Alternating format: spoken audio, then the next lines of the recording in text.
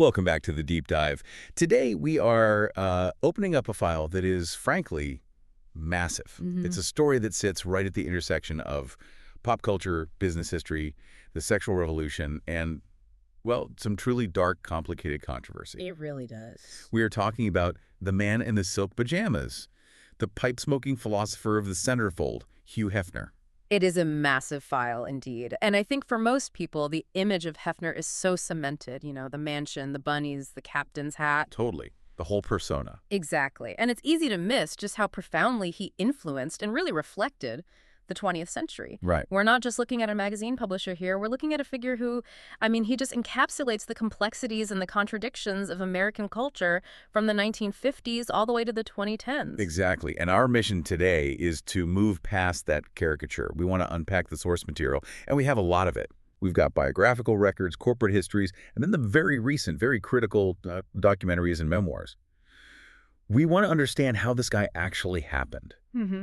How did a conservative boy from the Midwest build an empire that sparked a revelation and then leave behind a legacy that is, to put it mildly, deeply polarized? That is the key tension we need to explore. I mean, you're right. We have sources ranging from the official historical record of his civil rights advocacy. It's significant. Very significant. And then on the other end of the spectrum, you have the allegations that surfaced in the Secrets of Playboy docuseries after his death. Right. So we're covering the rise, the philosophy, and the disturbing criticism. It's a whole package. And to get us hooked, I found one detail in the research that just blew my mind. The entire Playboy empire, the mansion, the brand, the cultural shift. Yeah. It might never have happened if a young copywriter in Chicago had just been given a $5 raise. It's the butterfly effect in action, isn't it? That $5. It really represents one of the most significant pivot points in media history. It really is. But before we get to that $5, let's go back even further, because the expert context here is surprising. Oh, yeah. You'd think the man synonymous with sexual liberation came from some wild bohemian background. But the sources say it was the exact opposite. Quite the opposite. I mean, if you look at his origins, Hugh Marston Hefner was born in Chicago, April 9th, 1926. His parents, Glenn and Grace, were from Nebraska. Okay. And Hefner himself described the family atmosphere in just 3 words. Conservative Midwestern Methodist. Conservative Midwestern Methodist. That is a far cry from the grotto at the Playboy Mansion. A very far cry. It sounds like a house where fun went to die. It was incredibly strict, and it goes deeper than just being strict.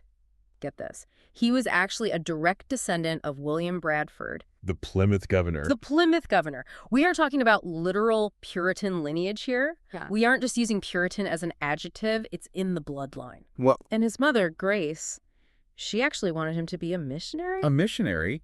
Well, I guess in a weird way he became one, You could say that. just for a very different religion. He was proselytizing a lifestyle, for sure. But despite the, the religious pressure, there was clearly an intellectual engine running there from the start. We see in the records that he had a very high IQ. Yeah, I saw that. It's often cited around a 1 in 52. But even if we stick just to the academic record, he was incredibly efficient. He graduated from the University of Illinois at Urbana-Champaign in just 2.5 years. 2.5 years. That's fast. He must have just been powering through those credits. He was. He graduated in 1949. And look at his degree. A Bachelor of Arts in Psychology with a double minor in creative writing and art. Okay, if you were trying to build a CEO for a lifestyle magazine in a lab, Those are the 3 ingredients. those are the 3 ingredients you would pick. Totally. Totally. Psychology to understand what men want, creative writing to give it a voice, and art to make it look good. Exactly. And we shouldn't forget his time in the service. He was in the Army during World War II, from 1944 to 1946.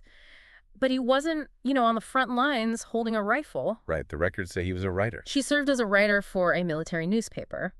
And this is crucial because it shows that his inclination toward publishing and shaping a narrative was there early on. He was observing, writing, and editing long before he had a business plan. He was learning how to communicate with men in uniform, which, became a huge part of his early demographic. That makes so much sense. Okay, so let's fast forward to the moment that changed everything. The catalyst. Yeah. It's 1952. He's back in Chicago. He's working as a copywriter for Esquire magazine, The big one. which was the big men's magazine of the time. Esquire was the titan. It was sophisticated, literary, the absolute ceiling for men's journalism. Hefner was just a cog in the machine. Very small cog. A very small cog.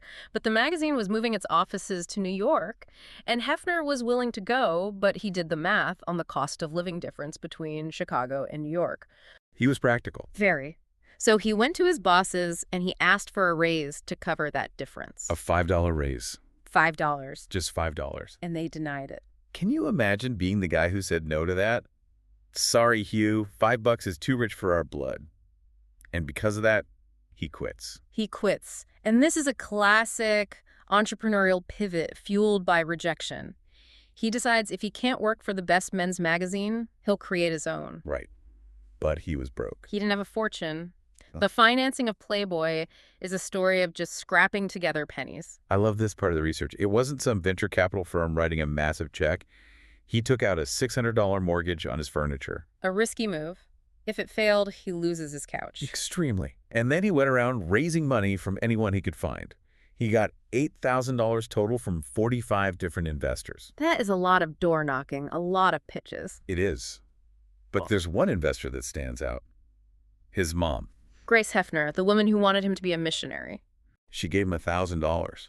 That was a huge chunk in the seed money. A massive chunk. And there's a quote from Hefner later in life, I think he told E! back in 2006, where he said, not because she believed in the venture, but because she believed in her son. That is such a powerful distinction. Yeah. She likely disapproved of the content. I mean, you have to remember, this is the Puritan Methodist mother who probably viewed this as sinful. Absolutely. But the bond with her son overrode the moral objection. That $1,000 was the difference maker. So he has the money. He has the idea. Originally, he was going to call it Stag Party. Which implies a very different tone, doesn't it? Stag Party sounds underground, maybe a bit seedier, like something you hide in the garage. Yeah, a bit more like a backroom thing. Exactly. Playboy suggests something more sophisticated, more about a lifestyle. It suggests you are out in the open, enjoying the finer things. It's aspirational. Very. So, December 1953, issue number 1 hits the stands. We have to talk about the cover. You can't tell the story of Playboy without talking about Marilyn Monroe. But the context here is often misunderstood. Right.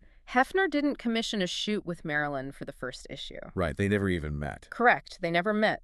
Hefner found a nude calendar shoot she had done back in 1949 when she was struggling and working under a pseudonym. So this was old material. Very old material. He bought the rights to those photos from the calendar company. So Marilyn Monroe was the face that launched the empire, but she wasn't paid a dime by Playboy or Hefner for that specific usage in the magazine.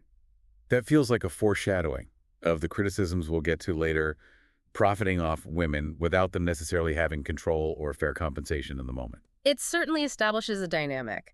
It was arbitrage, buying a distressed asset, which were the old photos, and repackaging them as a premium product. But from a business perspective, it was lightning in a bottle. There is a fascinating detail about that first issue. It didn't have a date on the cover. Because he didn't think there'd be a second one. Precisely. He was confident enough to launch, but realistic enough to think this might be a one-and-done failure. He produced it on his kitchen table. On his kitchen table? Yes, and instead, it sold more than 50,000 copies. Wow. The empire was born essentially overnight. So Playboy arrives. And suddenly, Hugh Hefner isn't just a copywriter anymore, he's a publisher. But he didn't just want to sell nudity. I think that's a misconception people have if they only know the brand from the stickers on cars. That's a huge misconception. He was selling a philosophy. This is where we need to widen the lens. Yeah. If you look at the source material, specifically the Playboy philosophy, which was a sprawling series of editorials he wrote, Hefner saw himself as a crusader for individual rights. Oh, crusader. Yes. He wasn't just a pornographer in his own mind. He was a libertarian activist. He wrote thousands upon thousands of words arguing against censorship and for personal freedom. And he used the magazine to push that. He expanded into multimedia really quickly, too. Almost immediately. With Playboy's Penthouse in the late 50s and Playboy After Dark in the late 60s, these were TV shows where he'd host parties, and the vibe was very bon vivant. Bon vivant is the perfect term.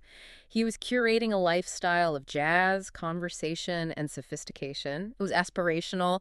He was telling men, this is what your life could be. You can be this cool. You can be this cool. But what's fascinating, and what really gets lost in the shuffle, is how he used that platform for civil rights. This is a part of the legacy that often surprises people. Yeah, let's talk about Dick Gregory. Dick Gregory, the legendary comedian and activist. In 1961, the entertainment world was still largely segregated. Very segregated. Hefner saw Gregory performing at a bar, the Herman Roberts Show Bar in Chicago. He was blown away by the set. He hired Gregory to work at the Chicago Playboy Club. And that was a big deal. It was a huge deal. Gregory himself attributed the launch of his massive career to that night. Hefner put him in front of a predominantly white audience, which was a significant, somewhat radical move in 1961. And it wasn't just comedians. The Playboy interview became a serious journalistic institution. A very serious one. And there is one interview that stands out as maybe the most audacious thing a magazine editor could do in the 1960s. The interview with George Lincoln Rockwell. This is a critical moment in media history. I mean, you have to remember who this guy was. George Lincoln Rockwell was the founder of the American Nazi Party. A hateful, dangerous figure. Absolutely. Yeah. And Hefner wanted to interview him to expose his ideas. But he didn't send a white reporter. He sent Alex Haley. The author of Roots. Before Roots was published, yes. A black man sent to interview the head of the Nazi Party. Just imagine that room. The tension in that room must have been suffocating. The sources say Rockwell was shocked when Haley showed up. He only agreed to the meeting after ensuring Haley wasn't Jewish. Wow. But get this, Rockwell kept a handgun on the table throughout the entire interview. A gun on the table. And Haley just sat there and did the job. He did, and Hefner published it. It demonstrates Hefner's absolute commitment to a very specific interpretation of the First Amendment. Right. He believed that bad ideas should be dragged into the light and debated, not hidden. He felt that if you let a hateful man speak long enough, he would reveal his own ignorance. He applied that to LGBTQ rights, too, way before it was mainstream. There's the story of the Crooked Man. Yes, a science fiction story by Charles Beaumont. It was 1955. And you have to put yourself in the context of 1955 America. The story depicted a world where homosexuality was the norm and straight men were the ones being persecuted. A total flip of the script. A total flip designed to show the cruelty of prejudice. And Esquire rejected it. Esquire said no again. They really missed out on a lot of cultural milestones. They did. Hefner said yes. He published it in Playboy. And naturally, the angry letters poured in. No, I'm sure. Subscribers were furious. But Hefner's response to those letters is classic Playboy philosophy. He wrote, and this is a direct quote, "If it was wrong to persecute heterosexuals in a homosexual society, then the reverse was wrong too." That is surprisingly progressive for 1955. It is. It shows that he was willing to alienate his own customer base to make a point about individual liberty. He wasn't just following the market. He was trying to lead it. But of course, his version of liberty also got him into legal trouble. He was arrested in 1963, right? He was. The charge was promoting obscene literature. It was an issue featuring Jane Mansfield. And the photos, they showed her in bed with a man present, which was apparently the line crosser for the authorities at the time. That was the problem, not the nudity itself. It was the contest, the implication of sexual activity. The case went to trial and it resulted in a hung jury, but it solidified his image as a martyr for the First Amendment. He spun the arrest into gold. Absolutely. He became the face of the fight against censorship. And he put his money where his mouth was. He started the Hugh M. Hefner Foundation in 1964. Right. And here's a fact I bet most listeners have no idea about. We talk about the sexual revolution, but Hefner's foundation actually funded the prototype for the rape kit. It's a detail that often gets lost. It's so contradictory to the later image. But yes, a woman named Margie Goddard developed the prototype to help gather evidence for sexual assault cases, and the Hefner Foundation provided the funding to make that happen. So strange. It's a very complicated piece of the puzzle, considering the accusations we'll discuss later, but it is a matter of record that the foundation supported that development when others wouldn't. And on a lighter note, he also saved the Hollywood sign. Twice, actually. In the late 70s, the sign was crumbling. He organized a gala at the mansion. He auctioned off the letters. He bought the letter Y himself for $27,000. The Y in Hollywood is his. It is. He really saw himself as the guardian of Hollywood dreams. He loved the mythology of Los Angeles almost as much as he loved his own mythology. So we have the public figure, the crusader, the publisher, the guy buying the Y on the Hollywood sign. But we have to talk about the man himself, the guy in the mansion. Yeah. Because the Hef persona, the pipe, the silk pajamas, That was a carefully constructed image. It was a uniform. Just like a general wears a uniform, Hefner wore the pajamas. It signaled that he was always at leisure, yet always in control. It blurred the lines between work and play. And then in 1975, he moved his operations from Chicago to Los Angeles permanently, establishing Playboy Mansion West. And the relationships. Wow. The source material here is like a soap opera. It starts with Mildred Williams, his first wife. And this relationship really explains the psychology of the Bachelor era. Mildred and Hugh were college sweethearts. They were the typical 1940s couple. The ideal. The ideal. But before the wedding, Mildred confessed something that broke him. She had an affair while he was away in the army. He called it the most devastating moment of my life. Right. And out of guilt, Mildred, who we should remember was also trying to navigate a very conservative marriage, she allowed him to sleep with other women. She allowed it. She allowed it. She thought it would balance the scales and save the marriage. That sounds like a recipe for disaster. It was. They divorced in 1959, and experts and biographers suggest this betrayal launched Hefner into his Bachelor era. It was almost a reaction to the failure of the traditional romantic ideal. He swung the pendulum. He swung the pendulum to the absolute other extreme. If the good girl could hurt him, he would surround himself with bad girls and control the environment completely. And he admitted to being involved with 11 out of 12 months worth of playmates in some years. It was a production line in a way. He even experimented with bisexuality, which he acknowledged in 1971. He was trying everything. He was consuming life and people. He was running at 100 miles per hour, fueled by Pepsi and other things. But the party hit a wall in 1985. He had a stroke at age 58. The stroke seems like a major turning point. A huge one. He tones it down. He hands over the business operations to his daughter, Christy, and then he does something unexpected. He gets married again to Kimberly Conrad. And there is a 36-year age gap there. But for a while, the Playboy Mansion turned into a family home. Really? Yes. The tennis courts were used for tennis, not parties. There were toys on the lawn. He tried to play the role of the traditional father, but they separated in 1998, and that ushered in the era that a lot of our younger listeners might recognize. The Girls Next Door era. The reality show. Holly Madison, Bridget Marquardt, Kendra Wilkinson. This was a pop culture resurgence. In the 2000s, Hefner became this sort of lovable, eccentric grandpa figure on the E! Network. But looking back, the dynamic was so strange. Incredibly strange. He was living with up to 7 women at once, but the show focused on the main trio. It was branded as fun and campy, but the power dynamic was incredibly skewed. And finally, the last marriage to Crystal Harris. The runaway bride incident. Oh, the timing was excruciating for them. Crystal broke off the engagement 5 days before the wedding in 2011. The problem was the July issue of Playboy had already been printed and shipped. And the cover said, Mrs. Crystal Hefner. Introducing America's princess, Mrs. Crystal Hefner. You couldn't write a more awkward script. They did eventually reconcile and married on New Year's Eve 2012, staying together until his death. Okay, so we've seen the rise, the philosophy, the personal relationships, but now we have to turn the page to the section of the file that is much harder to read.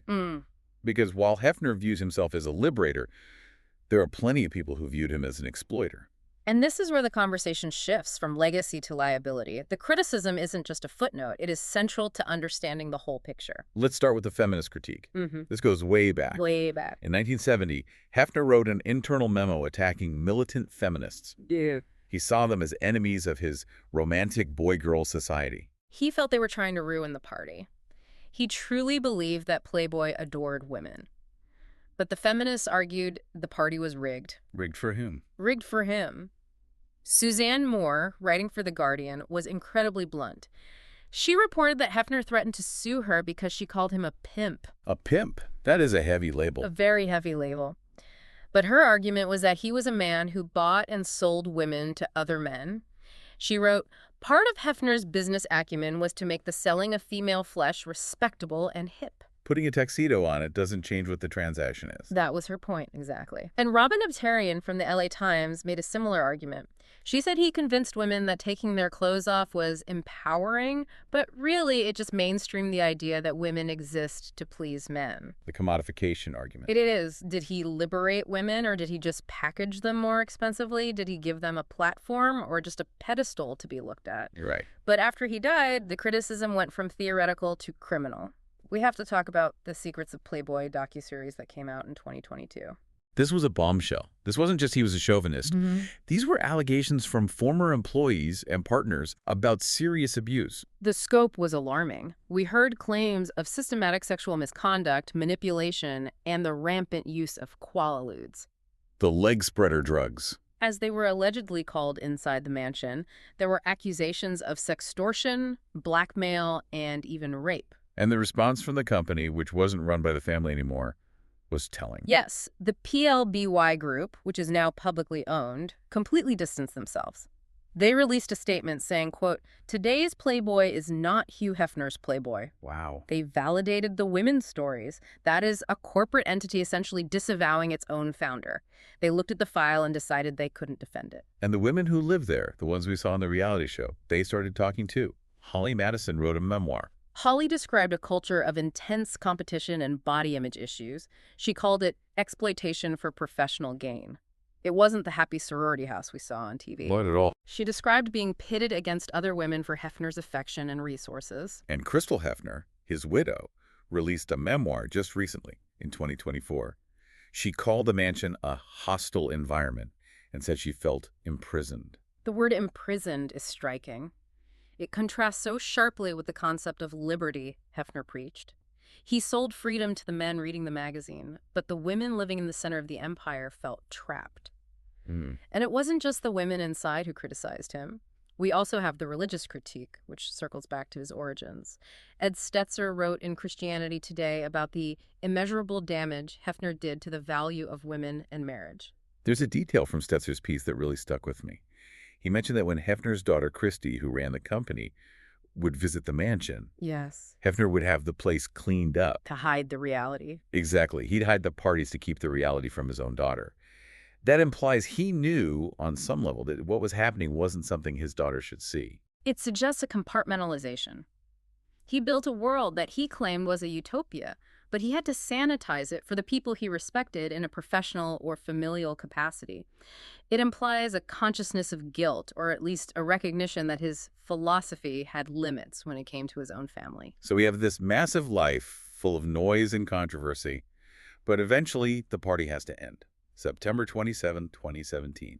Hugh Hefner dies at the mansion. He was 91. He died of cardiac arrest and respiratory failure, complicated by sepsis from an E. coli infection. It was the end of an era.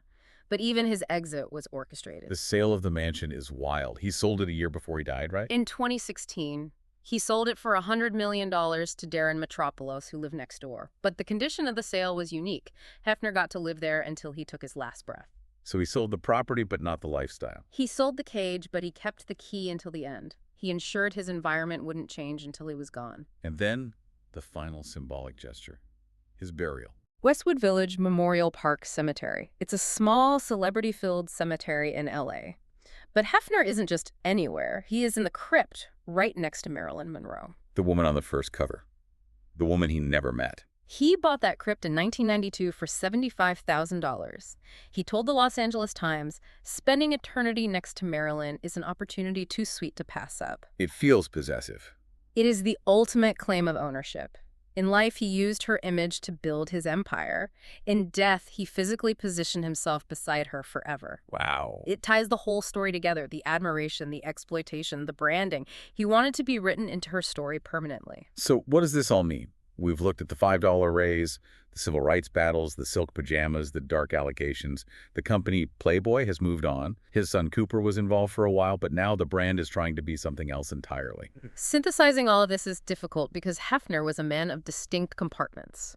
He was a man who fought for First Amendment rights and desegregation, and he genuinely used his platform for good in those areas. You can't deny that. You can't.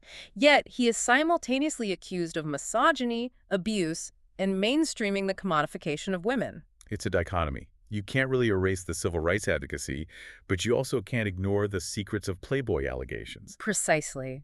The question isn't, was he good or bad? It's, how do we hold both truths?